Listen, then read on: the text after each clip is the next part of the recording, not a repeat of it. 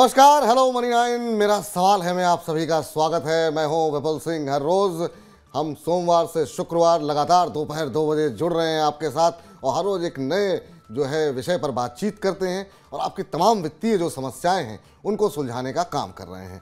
सोमवार और शुक्रवार को दिन हमने निर्धारित किया है कि शेयर बाजार पे हम बातचीत करेंगे और शेयर बाजार को लेकर के तमाम तरह की आशंकाएं, चिंताएं इस समय बाजार में देखने को मिल रही है। उन सबसे रूबरू कराएं, आज के मेहमान से रूबरू कराएं। सबसे पहले आपको ये बता दें, अगर आपका भी कोई सवाल है, जुड़ना आप हमारे साथ चाह रहे हैं और पूछना चाह रहे हैं अपने शेयरों से जुड़े हुए सवाल, तो लाइव पूछिए कमेंट बॉक्स में जाकर के। व्हाट्सएप नंबर हमने आपको दे रखा है 9311211874। ये हमारा व्हाट्सएप नंबर है। उसमें अपना सवाल, नाम और शहर के साथ, लक्ष्य के साथ थोड़ा विस्तृत तरीके से अपना सवाल भेजें। बहुत सारे हमारे दर्शक हाय लिख करके भेज देते हैं, बहुत सारे हमारे दर्शक खाली सवाल लिख देते हैं, नाम और शहर का नाम नहीं लिखते हैं। अगर आप विस्तृत जानकारी देंगे अपने बारे में तो हमको भी आपके बारे में, तमाम जो दर्शक आपको देख रहे हैं वो आपके नाम के साथ जुड़ सकेंगे, पहचान सकेंगे। आज अब रूबरू कराने का वक्त हो गया है हमारे आज के खास मेहमान से, और आज हमारे साथ हमारे जो खास मेहमान जुड़ रहे हैं वो हैं कैलाशपूजा.com के senior technical analyst Pradeep Surekha ji. Pradeep ji, बहुत बहुत आभार, अभिनंदन आपका आज मनी 9 के इस मंच पर आने के लिए। और आपके साथ लंबे समय तक बहुत सारे शोज़ किए सर, और मनी 9 के मंच पर आज पहली बार आपसे रूबरू हो रहे हैं।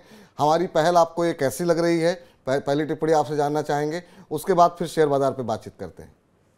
बहुत ही अच्छी पहल है आपकी, और इस पहल में यही कहूंगा कि कुछ दुर्भाग्य है हमारे देश के सिस्टम का, जिन्होंने सिर्फ सत्ता ये रजिस्ट्रेशन करा के, देखिए थोड़ा सा बायस्ड हूं मैं, जो सेबी ने किया कि सिर्फ रजिस्टर्ड एनालिस्ट टीवी पर आएंगे, उसमें मेरा जैसा एनालिस्ट जिसको 20 वर्ष का अनुभव था, सिर्फ जरा सी रिक्वायरमेंट पूरी नहीं करने के कारण मुझको बाहर कर दिया गया।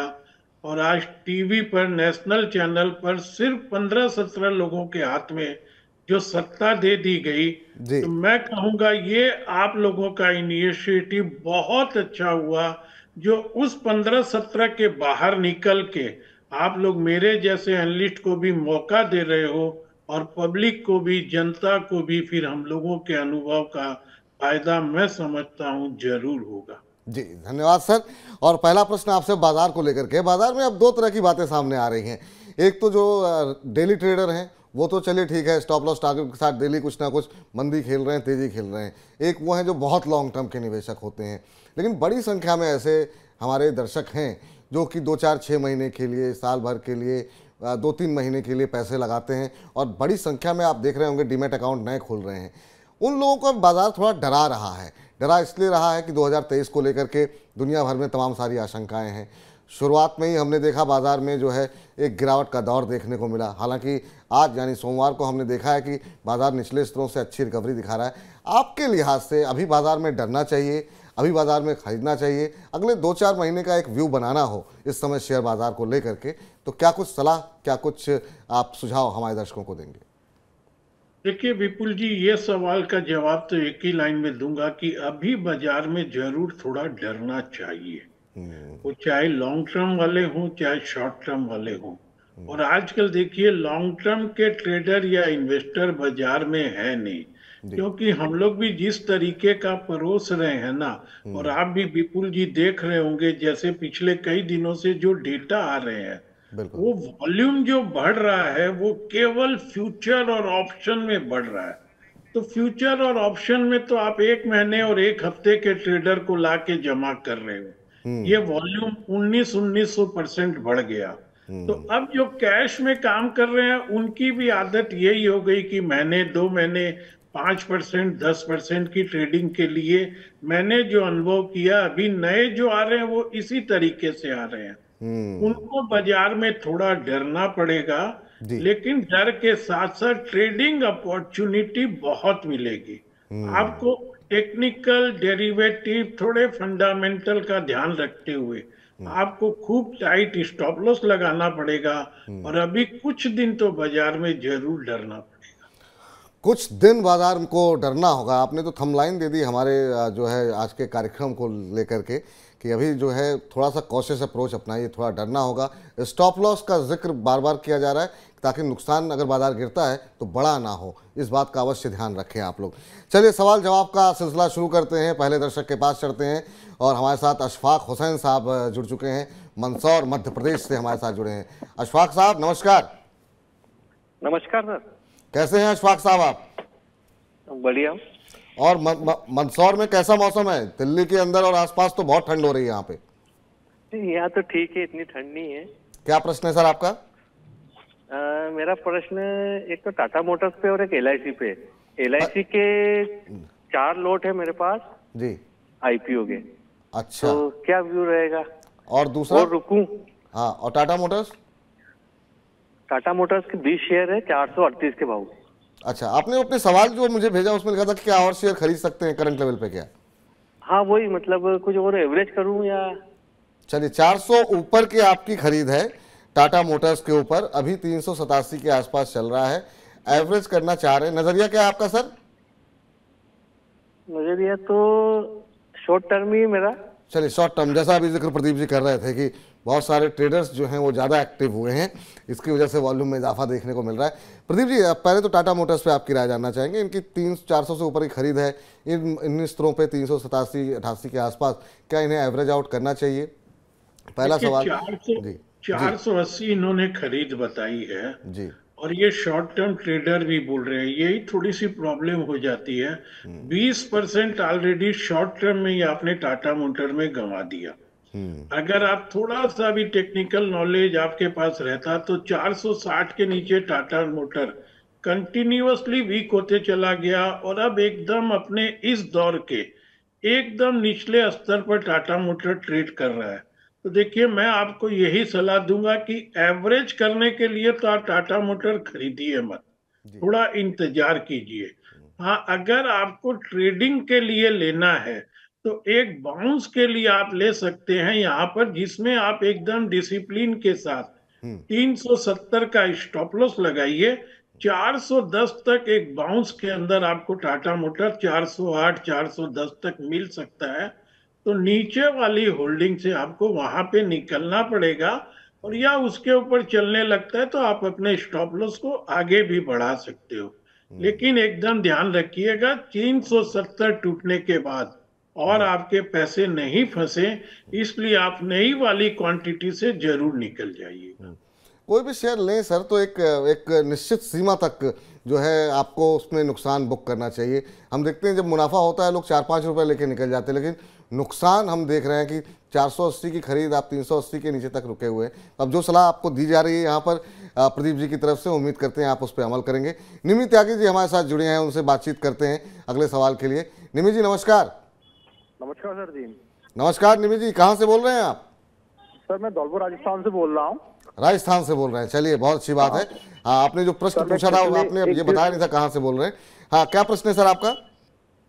सर मैं प्रश्न, मैं कुछ 8 शेयर लिए थे, मैंने आपको लिस्ट बताई थी। जी जी बिल्कुल, जी जी जी। तो सर वो मैं साल भर पहले करीबन लिए थे सारन। अब मेरे 4-5 साल का व्यू है। 4-5 साल का नजरिया है। हाँ, अप्रोक्स मुझे सबका पूरे पोर्टफोलियो में मुझे 16% का प्रॉफिट भी हो रहा है इस टाइम। 16% का अभी प्रॉफिट हो रहा है आपको पूरे पोर्टफोलियो में? पूरे पोर्टफोलियो में, ठीक है। जरा इनका पोर्टफोलियो पहले जरा आपका, आप बने रहिए हमारे साथ, जरा पहले आपका पोर्टफोलियो जरा दर्शकों को हम दिखा देते हैं क्या आपका पोर्टफोलियो है। तो अच्छी अच्छी कंपनियों में इन्होंने निवेश किया हुआ है। इन्होंने एस्कॉर्ट्स में पैसे लगाए हुए हैं, इन्होंने जिंदल स्टील में पैसे लगाए हैं, HDFC बैंक में लगाए हैं, सेल में लगाए हैं, और जोमेटो में इन्होंने 74 रुपये के आसपास की इन्होंने खरीद की हुई है। इन्फोसिस 1500 के आसपास है। अब ये इन्होंने अपना पोर्टफोलियो भेजा है प्रदीप जी हमारे पास, और ये जानना ये चाह रहे हैं कि इनको ओवरऑल इन्वेस्टमेंट में तो 16% के आसपास का रिटर्न मिल रहा है। नज़रिया इन्होंने लॉन्ग टर्म के हिसाब से लिए हुए हैं, और कंपनियां भी इन्होंने काफ़ी सारी, जोमेटो को अगर छोड़ दें, 1-2 कंपनियां और छोड़ दें तो बड़ी बड़ी कंपनियां ले रखी हैं। लेकिन इनमें से अभी इनको अभी जो मौजूदा स्थिति है उसमें कहाँ पे आपको लगता है कि पोर्टफोलियो में कुछ बदलाव करना चाहिए, कहाँ से अभी एग्जिट कर देना चाहिए? क्या सजेशन आपकी तरफ से रहेगा इस पोर्टफोलियो को देखते हुए? देखिए, पोर्टफोलियो तो काफी शानदार है, अच्छी अच्छी कंपनियां हैं, इसमें कोई डाउट नहीं है। लेकिन इन्होंने कहा कि मुझको 16% का रिटर्न मिल रहा है, ये भी ठीक है। तो ये 16% का जो रिटर्न आपको मिल रहा है, ये कितने समय में मिल रहा है? आप बोल रहे हैं मैं 4-5 साल का इन्वेस्टर हूँ। इन्होंने कहा एक साल में, एक साल पहले इन्होंने लिए थे, एक साल में इनको 16% का रिटर्न मिल रहा है। 4-5 साल का इनका नजरिया है, अभी रुक सकते हैं ये।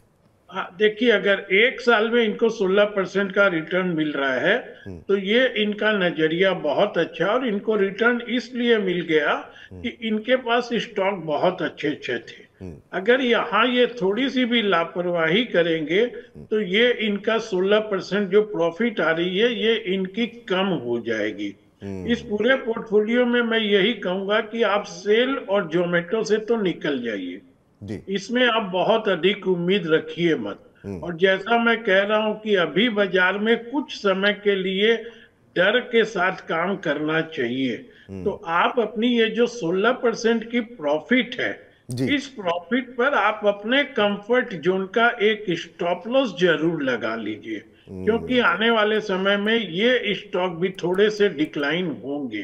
तो आपको वो ध्यान में रखना है कि आप अपनी इस प्रॉफिट को, मैं ये नहीं बोल रहा हूं अभी बुक कर लीजिए, लेकिन इस प्रॉफिट को प्रोटेक्ट कर लीजिए।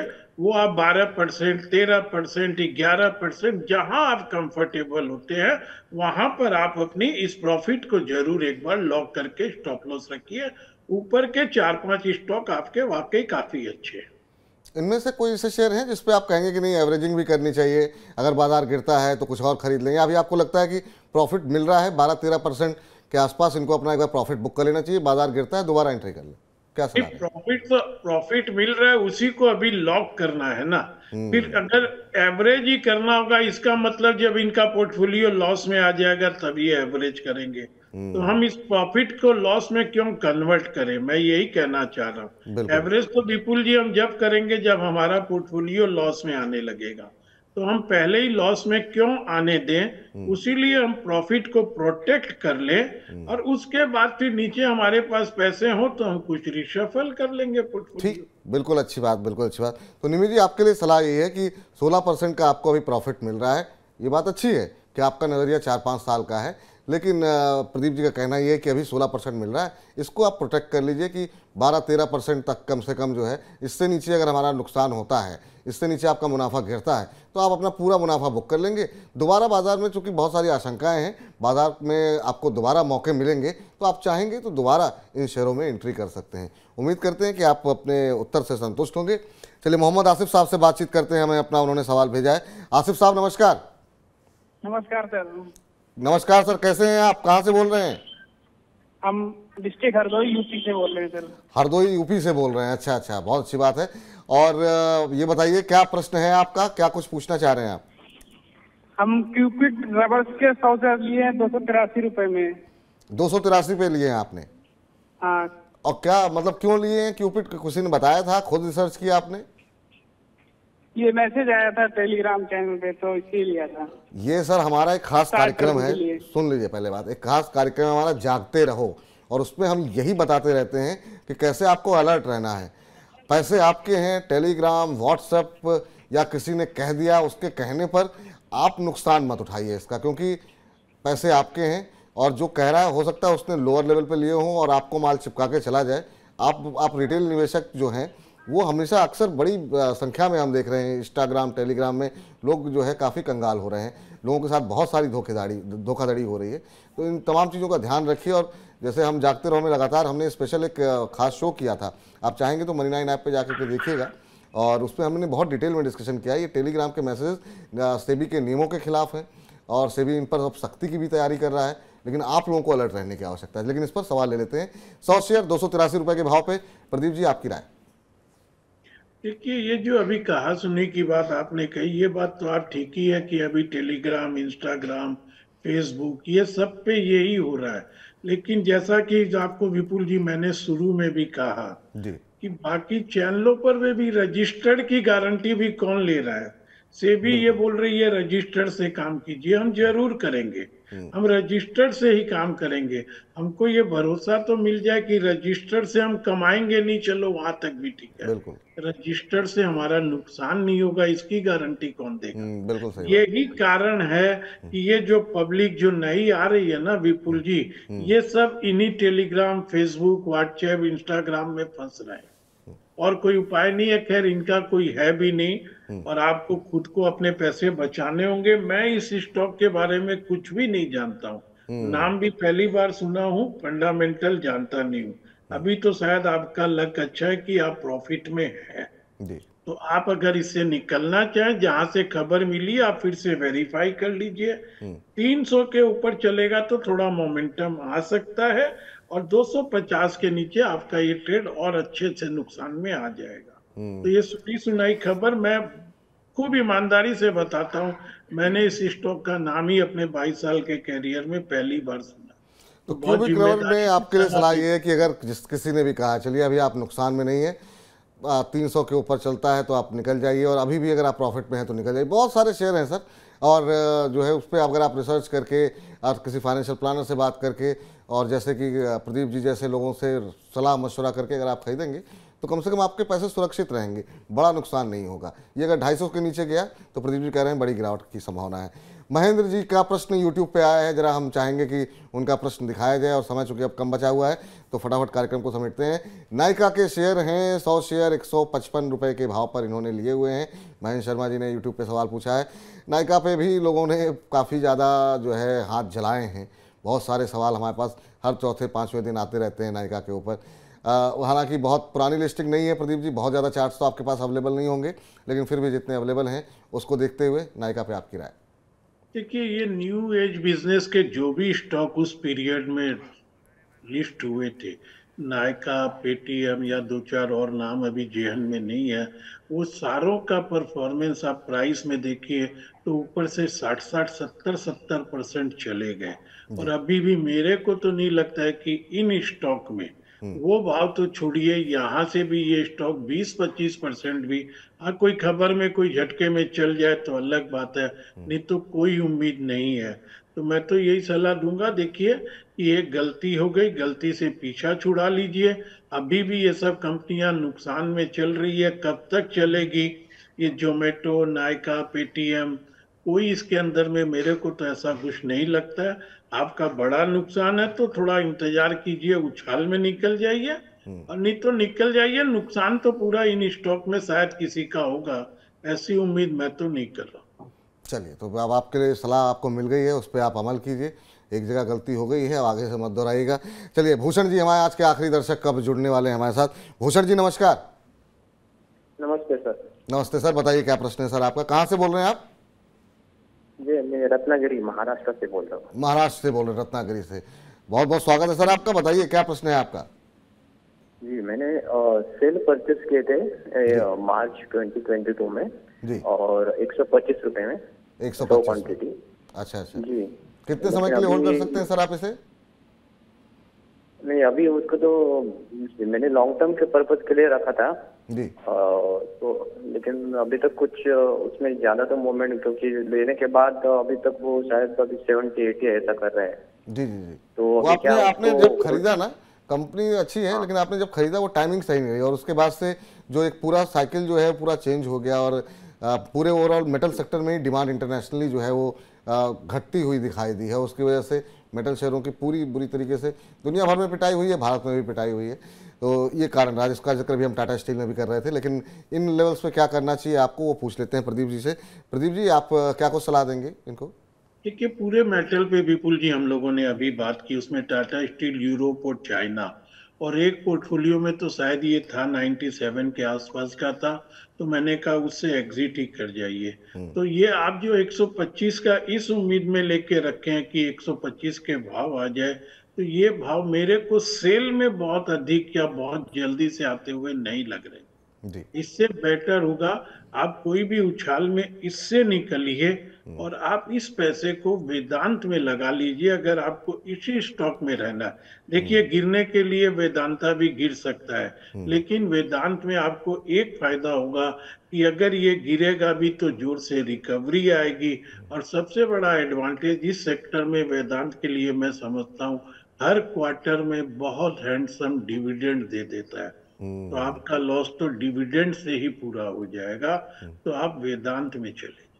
सेल में सर आप अपना नुकसान बुक कर लीजिए, वेदांत में शिफ्ट हो जाइए। वहाँ पे अगर आपका लॉन्ग टर्म नज़रिया है तो डिविडेंड भी मिलते रहेंगे, और अगर बाजार रिकवर होता है तो शेयर भी सेल के मुकाबले ज़्यादा तेज़ी से रिकवर होगा। तो उम्मीद करते हैं आपको आपके प्रश्न के उत्तर मिल गए होंगे। प्रदीप जी, अब चलते चलते बहुत लंबा समय ले लिया आपका, और आप काफ़ी व्यस्त रहते हैं। चलते चलते आपसे जानना चाहेंगे कि अभी जो बाज़ार की दिशा देखने को मिल रही है उसमें कुछ पसंदीदा शेयर हैं आपके, जो आपको लग रहा हो कि ठीक है, आप कह रहे हैं कि बाज़ार में डर का माहौल तो है थोड़ा सा, लेकिन आपके कुछ पसंदीदा शेयर आपने आइडेंटिफाई किए हैं क्या? देखिए, वो तो जरूर रहेंगे विपुल जी, और कोई स्टॉक या पोर्टफोलियो हमेशा खाली नहीं होता है। अगर आप मुझसे पूछेंगे तो मेरी शॉपिंग लिस्ट के अंदर में मैं जैसे कि वेदांता का नाम बताया, ये लेना चाहूंगा। उसके बाद कॉन्कोर रखना चाहूंगा, अडानी पोर्ट रखना चाहूंगा। इस तरीके के बहुत स्टॉक है। समय समय पे अगर आप इनको अच्छे समय के लिए रखेंगे जी। तो ये देखिए, इनके बिजनेस भी बहुत अच्छे हैं, और इन स्टॉक में अगर मंदी आती भी है जी। तो उतनी स्पीड से रिकवरी भी आ जाती है। तो इस तरीके के स्टॉक हैं जिनको आप टाइम टू टाइम, अगर आप यहाँ पे मनी 9 देखेंगे, आज मेरे को बहुत अच्छा लगा विपुल जी, करीब 10-12 साल बाद आपका चेहरा और आपसे बात करके। और नहीं, ये जो बहुत इनिशिएटिव लिया है आप लोगों ने, जी, ये वास्तव में रिटेल पब्लिक के लिए बहुत अच्छा हो, बहुत अच्छा। ये हौसला अफजाई के जो शब्द आपने बोले हैं, बहुत बहुत शुक्रिया, बहुत बहुत धन्यवाद सर। और हमें बहुत अच्छा लगा कि आप मनी 9 के इस मंच पे आए। निश्चित रूप से जो तमाम दर्शक होंगे वो बहुत लाभान्वित हुए होंगे। जो 3 शेयर बताए गए हैं उनको आप नोट कर लीजिए। अदानी पोर्ट का जिक्र हुआ है, कॉन्कोर का जिक्र हुआ है, ये जो है आपके पोर्टफोलियो में आप रख सकते हैं। यहाँ पर जो है जब रिकवरी आएगी बाजार में तो तेज़ी से आ सकती है। सर, चूँकि आप कोलकाता में हैं तो मैं चाहूँगा कि जो हमारे तमाम बंगाली दर्शक हैं उनके लिए अगर आप कुछ शब्द जो है डिस्क्लोजर के तौर पर अगर आप दे सकें बंगाली भाषा में तो। देखिए, बंगाली में भी दे देता हूँ, पहले हिंदी में बोल देता हूँ क्योंकि ज्यादातर हिंदी भाषाभाषी हैं। बिल्कुल। तो मैं एक एक्टिव ट्रेडर भी हूँ, और मैं अपना पोर्टफोलियो भी मेंटेन करता हूँ, कुछ लोगों को सलाह भी देता हूँ। तो आप ये समझिए, जितने भी स्टॉक पे बात की है उसमें सब में मेरा डायरेक्ट इनडायरेक्ट इंटरेस्ट जरूर होगा। और बंगाली दर्शक भी ये समझ लें कि जेहेतु आमी একটা রেগুলার ট্রেডার, আমি পোর্টফোলিও মেনটেন করি, অ্যাডভাইস দিই, আমার ক্লায়েন্ট সব সময় এই সব স্টকে পজিশন থাকতে পারে। তো আপনারা এটাই মনে করুন যে যত স্টকে আজকে আমি চর্চা করেছি সব স্টকের মধ্যে আমার ডাইরেক্ট ইনডাইরেক্ট ইন্টারেস্ট হতে পারে। ধন্যবাদ। प्रदीप जी, बहुत बहुत शुक्रिया, आभार, अभिनंदन आपका आज का समय देने के लिए। उम्मीद करते हैं कि आने वाले दिनों में जब जब हम आप लोगों को थोड़ा सा परेशान करेंगे तो आप अपना बीच बीच में समय निकालते रहेंगे अपनी व्यस्तता में से, और हमारे दर्शकों को लाभान्वित करते रहेंगे। ये परेशान नहीं है विपुल जी, ये आपका स्नेह है। जब मैं आपसे जी बिजनेस में भी जुड़ के रहता था उस समय भी आप लोगों ने जो प्यार और जो इज्जत दी है, आज वही है, उसको मैं कैसे भुला सकता हूँ। मैं आपकी फोटो देख के नहीं पहचान पाया था, लेकिन आपसे बात करके बहुत अच्छा लगा। बहुत अच्छा इनिशिएटिव है, आपका अधिकार है विपुल जी, बस थोड़ी समय की पाबंदी रखिए। ये जो समय होता है ना, ये बड़ा बाजार में उथल पुथल का होता है। तो मेरे लिए आप आधा घंटा करेंगे तो मैं कभी भी आपको डिनाई नहीं करूंगा। चलिए, बहुत बहुत शुक्रिया सर, शुक्रिया, धन्यवाद, आभार, अभिनंदन आपका आज के इस कार्यक्रम में जुड़ने के लिए। धन्यवाद। तो फिलहाल हेलो मनी 9 को अब समाप्त करने का वक्त आ गया है, लेकिन आपके भी अगर सवाल हैं और आपके सवाल नहीं ले गए हैं तो आपको बता दें शेयरों से जुड़ा हुआ सवाल हम शुक्रवार को फिर लेंगे। लेकिन 9311121874 पे कल किस मुद्दे पे बातचीत होगी? प्रियंका संभव जी होंगी, और प्रियंका जी बात करेंगी बीमा को लेकर के। बीमा को लेकर कोई भी सवाल हो तो 9311121874 पे हमें आप व्हाट्सअप कर दीजिए। money9query@tv9.com पे भी आप भेज सकते हैं। मोबाइल नंबर अवश्य लिखें अगर आप मेल कर रहे हैं। और जो पिछले हफ्ते बीमा पे जिन लोगों का सवाल नहीं लिया गया था उनके भी सवाल जो है कल मंगलवार को शामिल किए जाएंगे। तो हर रोज़ एक नई थीम के साथ हम लगातार जुड़ रहे हैं आपके साथ, आप भी हमारे साथ जुड़िए। देखिए, सोमवार को हम बात करेंगे शेयर बाजार की, कौन सा शेयर रखें, कौन सा शेयर बेचें, क्या होना चाहिए आपके पोर्टफोलियो में। मंगलवार को बीमा, कौन सा बीमा आपके लिए, किस तरह का बीमा आपके लिए आवश्यक है। बुधवार को बात करेंगे म्यूचुअल फंड पोर्टफोलियो कैसे बनाएं।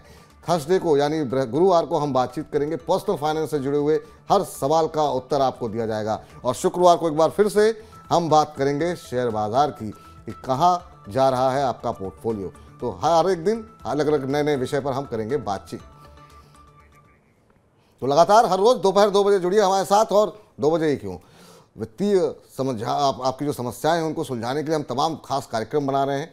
तो तो आप लगातार Money9 ऐप पे जाइए, Money9 ऐप पे जा करके हमारे ऐप को आप डाउनलोड कीजिए। इसके अलावा यूट्यूब पे अभी तक आपने हमारा चैनल सब्सक्राइब नहीं किया है तो अभी सब्सक्राइब करें, बेल आइकॉन दबाएं ताकि आपको समय समय पर नोटिफिकेशन मिलती रहे, क्योंकि हमारा ये मानना है कि सहज है तो समझ है तो सहज है। तो आप समझें, आपके लिए आपकी फाइनेंशियल प्लानिंग आसान हो, इसी उम्मीद के साथ आज के कार्यक्रम में इतना ही। आप बने रहिए Money9 के साथ। नमस्कार।